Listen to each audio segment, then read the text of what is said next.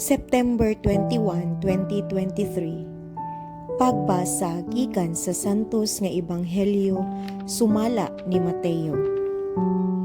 Unya mibiya si Jesus ni adtong dapita ug samtang naglakat siya, nakita niya ang usa ka kubrador sa buhis nga ginganlag Mateo nga naglingkod sulod sa iyang opisina. Miingon si Jesus kaniya, "Sunod ka nako." Ug mitindog si Mateo ug misunod kaniya.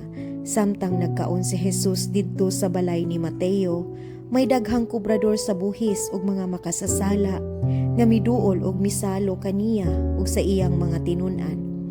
Nakakita niini ang pipila ka mga Pariseo ug miingon sa iyang mga tinun-an, "Nganong nakigsalo man ang inyong magtutudlo sa mga kubrador sa buhis ug sa mga makasasala?"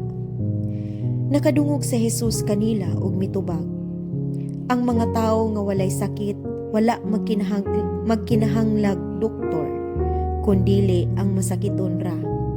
Lakat ug susihan ninyo kung unsay kahulugan niining bahina sa kasulatan nga nag-ingon, wala ako magkinahanglan og mga halad nga mananap, kundili kaluoy.